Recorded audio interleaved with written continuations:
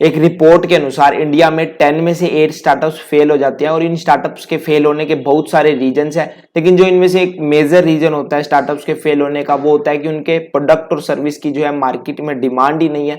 तो ऐसे में एक क्वेश्चन हमारे सामने आता है कि क्या कोई ऐसा मेथड है जिसके थ्रू हम ये फाइंड आउट कर सकें कि क्या हमारे प्रोडक्ट की मार्केट में डिमांड है या नहीं है। ऐसे में हमारे सामने एक मेथड आता है जो कि एमवीपी मेथड। इसे एरिक राइस ने द लीन स्टार्टअप बुक में जो है एक्सप्लेन किया हुआ है। उन्होंने इस वे को जो है फाउंड आउट किया था।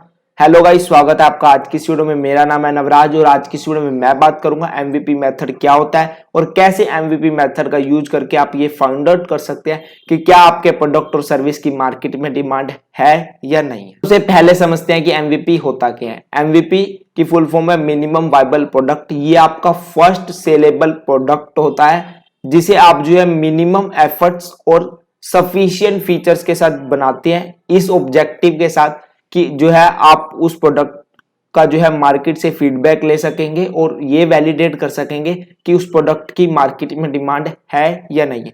जैसा कि मैंने आपको पहले बताया कि बहुत सारे स्टार्टअप्स इसलिए फेल हो जाते हैं क्योंकि उनके प्रोडक्ट की जो है डिमांड ही नहीं होती मार्केट में। तो मिनिमम वायबल प्रोडक्ट में क्या होता है कि आप जो है बेसिक से अपने प्रोडक्ट का वर्जन बनाते हो और उसे मार्केट में लॉन्च करते हो और ये देखते हो कि क्या आपके प्रोडक्ट की मार्केट में डिमांड है या नहीं है। अगर मार्केट से आपको अच्छा फीडबैक मिलता है तो आप जो है उस फीडबैक को लेते हो और उसे जो है आप अपने प्रोडक्ट पे एप्लीकेबल करते हो और आप अपने प्रोडक्ट को जो है इंप्रूव करते चले जाते हो।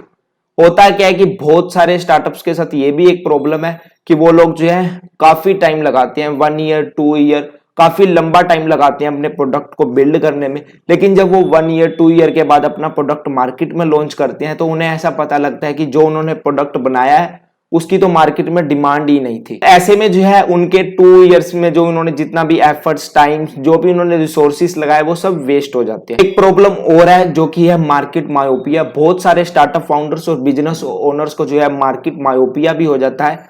और मार्केट मायोपिया मीन्स उनके जो है माइंड में ख्याली चल रहा होता है कि हम ये फीचर्स बिल्ड करेंगे, हम प्रोडक्ट ऐसा बनाएंगे, हमारे प्रोडक्ट में ये होगा, हम ये सर्विस प्रोवाइड करेंगे। बहुत दिमाग लगा करके काफी टेक्नोलॉजी इन्वेंशंस का यूज करके जो है वो बढ़िया सा एक प्रोडक्ट बनाते हैं, लेकिन बाद में पता चलता है कि उस प्रोडक्ट की डिमांड ही नहीं थी। तो यहाँ पर एमवीपी मेथड आता है। एमवीपी मेथड आप लॉन्च करते हो, सफिशिएंट फीचर्स के साथ जो है आप इसे मार्केट में डालते हो और जैसे आपको मार्केट से फीडबैक मिलता है आप उसी हिसाब से अपना प्रोडक्ट जो है बिल्ड करते जाते हो। तो मिनिमम वायबल प्रोडक्ट बिल्ड करने के जो है बहुत ही ज्यादा बेनिफिट्स आपको होते हैं। अगर आप जो है फंडिंग लेना चाहते हो, आपका कोई ऐसा स्टार्टअप आइडिया जिसके अंदर जो है काफी आपको फंड्स चाहिए, तो उसके लिए भी जो है अगर आप सिर्फ आइडिएशन स्टेज पे हो, आपके पास सिर्फ आइडिया है, तो उस बेसिस पे जो है आपको फंडिंग नहीं मिलती। लेकिन अगर आप मिनिमम वायबल प्रोडक्ट बिल्ड कर लेते हो तो आपको जो है फंडिंग मिलने के चांसेस आपके बढ़ जाते हैं। बहुत सारे ऐसे स्टार्टअप्स हैं जिन्हें जो है मिनिमम वायबल प्रोडक्ट के बेसिस पे फंडिंग मिली है,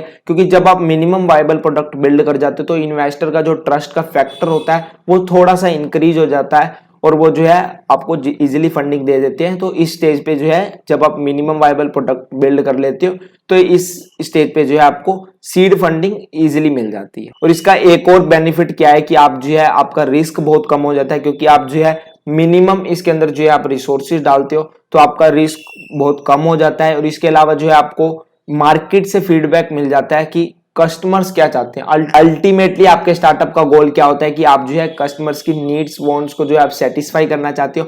एक और अनदर बेनिफिट जो आपको इससे मिलता है वो है ओवर बिल्डिंग। जब आप मार्केट से फीडबैक नहीं लेते और आप जो है काफी टाइम लेते हो अपने प्रोडक्ट को बिल्ड करने में, तो आप जो है बहुत ज्यादा उसकी ओवर बिल्डिंग कर देते हो। बहुत सारे ऐसे फीचर्स आप डाल देते हो अपने प्रोडक्ट के अंदर जिसकी कोई जरूरत नहीं होती।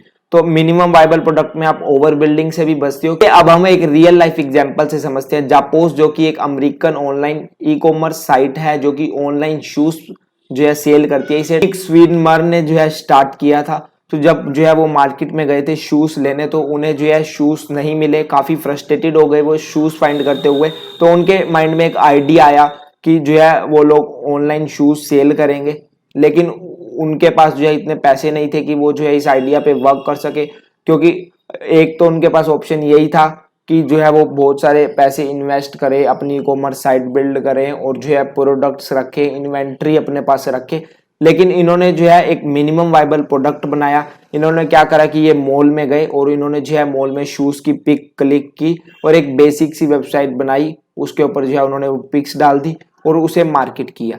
तो जैसे ही कोई भी इनके पास ऑर्डर आता था स्टार्टिंग में, तो ये जो है उस शॉप पे जाकर के उस शूज को बाय करते थे और कस्टमर के एड्रेस पे डिलीवर कर देते थे। तो इस तरीके से जो है इन्होंने अपना स्टार्टअप स्टार्ट किया। ये इनका बेसिक मिनिमम वाइबल प्रोडक्ट था। बाद में जापोस को अमेजोन ने 1.2 बिलियन डॉलर में जो है बाय कर लिया था। इसे एक और एग्जांपल के द्वारा समझते हैं, एयरबीएनबी। इसके बारे में आपने जरूर सुना होगा।